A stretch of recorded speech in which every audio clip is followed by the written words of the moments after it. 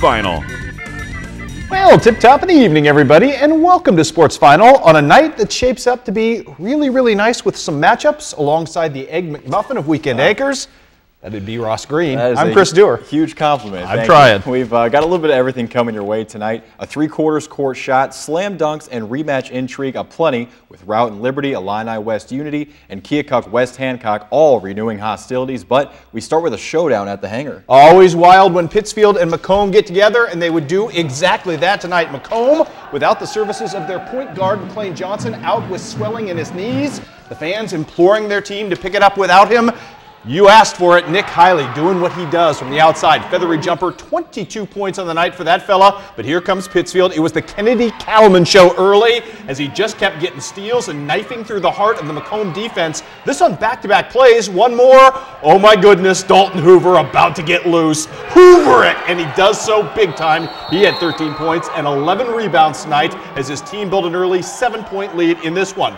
Macomb, however, would rally back at the end of the first quarter. It starts with Matt Atkinson running free at the other end for the easy deuce, and then look at the passing here. Reed Fulkerson finds the big fella, Brett Taylor, inside. He somehow muscles that in for the three-point play, but Pittsfield still had ammunition left at the end of the first quarter. This is Seth Petty from the top of the key. He's going to knock down the triple. It gets even better, though. 1.1 second left in the first half. Dylan Reel is about to get real. Three-quarters court shot, I think. I'm guessing here. I'm just spitballing. Maybe we've got a sensational 7 highlight here. I would say so. I think that's pretty good. That, my friends, was the beginning of the end for Macomb. They did rally to within 2 at the end of the first half, but Pittsfield pours it on in a massive third quarter thanks to Dylan Reel and company, and the Pittsfield Sockies get the win in this one big time, 56-41 on the road. Ross? How about a rematch of the Winchester Final from not too long ago? Routt and Liberty. This game got off to a very quick start. First quarter, Jordan Obert's going to come up with the steal. Thinks quickly as he hits Jared Shover for this breakaway bucket. More on Shover in just a second. How about Routt sophomore Dylan Jones getting past his man? Rolls around for the good inside look, and then Obert just inside the arc. It's Dalton Crawford for the oop, just enough to get it over. And then here's Shover with a little bit of a retro Jordan over Elo feel from the Cavaliers Bulls series. Very nice shot.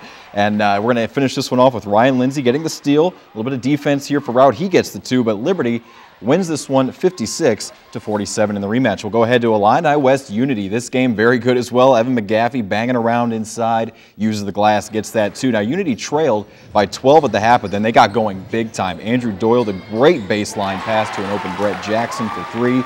And it's Reed Bensinger. He's going to leave it for Doyle here. This team sharing very well, got them back in the game. Check out this big block for Evan McGaffey coming up, but Unity doesn't quit. Jackson comes back and hits the nice floater over McGaffey, and it would be tied for Unity towards the end of the third. Later, Jackson, the rare 4-point play opportunity. He would miss the free throw, though, but this game was dead even at the end of the third. But then Brody Gronwald's going to hit this 3 for Illini West. Chargers pull away near the end and win it 71-59. We'll go ahead and take a look at Griggsville, Perry, and West Central over in Winchester. And here's Levi King kicking out to Matthew Kennedy for 3, but Winchester builds an early lead courtesy of Corey Barnett's 15 points, and they hang on to that lead here tonight. They win it 52-33. Chris? Sorry about the short highlights. Got messed up by the Winchester Bluffs thing tonight. It happens, kids. Scheduling. Our buddy Mark Darr, the Rushville Industry Rockets, trying to get something going at the Beardstown tournament against North Green. End of the first half, Austin Jones beats the buzzer, but his team is down 17.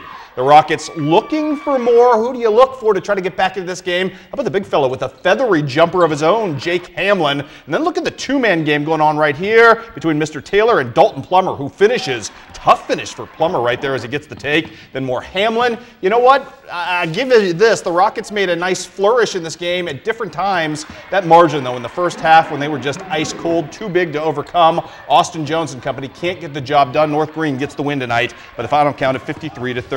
Elsewhere, it was Triopia taking on Carrollton. Carrollton off to a great start this one. It starts with Jordan Haar, who's going to take the bucket and just transition nicely to the other end. This was part of an 8-0 run to start this game. Actually, an 11-0 run. It was fueled by Joey Coonrod, who gets the offensive putback right here and who scored his 1,000th career point tonight. Coonrod, great baseball player, can play some basketball as well. Here comes Triopia trying to get back in. John Love doing what he does. Actually, Triopia, after that early surge, made a nice run in this game, just not enough to get back over the the top on Carrollton. They lose due to the Trojans. 47-39 is your final. Scoreboard tonight from Illinois.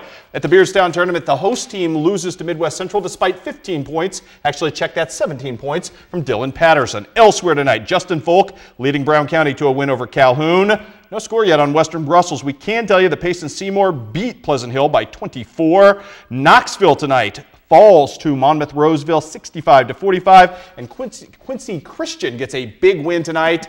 Nate Digow had 30 points in that game for the victorious Quincy Christian squad. Ross? We'll go ahead and take a look at another rematch, this time from the West Hancock tournament. It's Keokuk and West Hancock, and West Hancock fans, of course, pumped up for this one. Jeremy Ferguson here kicks it out to Austin Hardy, spins it in, a three-pointer there, and then from one corner to the other, Hardy once again, just a dead eye in this one, another three-pointer, he's lighting it up.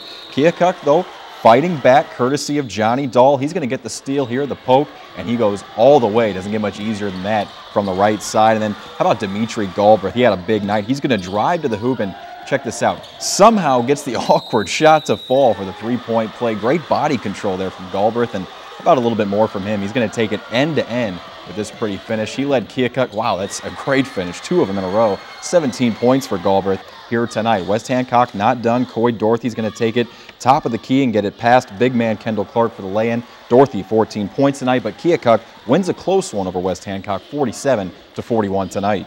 In Southeast Iowa tonight, Danville, the #1 team in the state, they show it in Donaldson, winning 79-31. Better news, though, over in Fort Madison tonight as Holy Trinity gets the win over West Burlington. 53-45 was your final there. Let us take you to the capital city, Jefferson City. Connor Brown and the Hannibal Pirates try to pull off a big win tonight against the host Crusaders. That would take some doing. Started off with some nice doings from the Pirates. Dalton Powell from the outside gets the members roll there, and then it's Logan Hicks doing likewise, only this one a little more true. The three-pointers falling early for Hannibal. Helias, though, had its game working in this one, as the Helias Crusaders often do. Not only the long range where shots were falling for the Crusaders, they were also pounding Hannibal inside from time to time, but to their credit, the Pirates just kept answering back. Bubba Williams had himself a real nice night. It starts off with him backing things down for Matt Pugh's team. Look at Bubba doing the spin work right here and the pretty hook shot. That's good stuff. Then from the outside, Praven McBride going to do what he does, and that's going to be a knockdown of 3 right here to open things up. As I said, Hannibal hanging around, giving Helias everything it could handle on this night, including Christian Williams. Bubba with a buzzer beater, you betcha, and doing it from the top of the key, three-point style. The kids from Helias mocking him to shoot.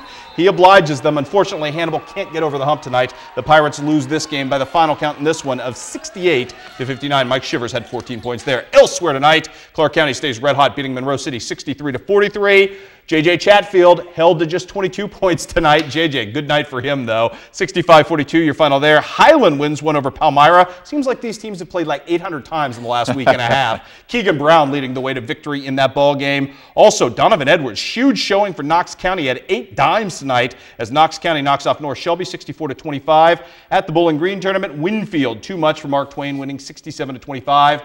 We have some girls' scores to pass along. Ross, you got those for me, buddy? Keokuk over West Hancock tonight. Dunlap, a huge night, 23 points. Hartway with 13, 65-62 over West Hancock. Central Lee all over Danville. Huge night from Tracy Keller, 20 points and a 74-44 win. Also, we'll go to Missouri now. Monroe City, 47-35 over Clark County. We'll continue with one more for you. Marion County all over Atlanta, 71-27 in that game. Actually, a few more here. Highland falls to Palmyra, a pretty good game between two great teams, 53-43 in that one. North Shelby falls to Knox County. Kathleen Hinkle with 23 points and a 48-28 win for Knox County. And no score from Green City Brashear, but Salter 11 points and Heaton 19 points. We'll get that score on the website a little bit later. Bowling Green over Louisiana, 51-27 in their own tournament. Silex and Ellsbury will have that one up in just a moment, hopefully. And also Western Illinois in college scores, Obia Megano 24 points, 81-70 over Nebraska. Omaha, Chris, huge night. That was fun. Nice win for the Leathernecks. Also want to tell you, John Wood has moved up yet again in the national rankings. We showed you them. They were number 3 in the country on Saturday on overtime. They're up to number 2 in the country now. So congratulations to Brad Hoyt's crew. Coming up tomorrow, Student Athlete of the Week. For the first time ever, from Ellsbury, Scott Krager, who finished 2nd in the nation in all-purpose yards, according to Max Preps. He's a quarterback, also made the Final Four last year. That should be fun. Again, that's tomorrow at 6.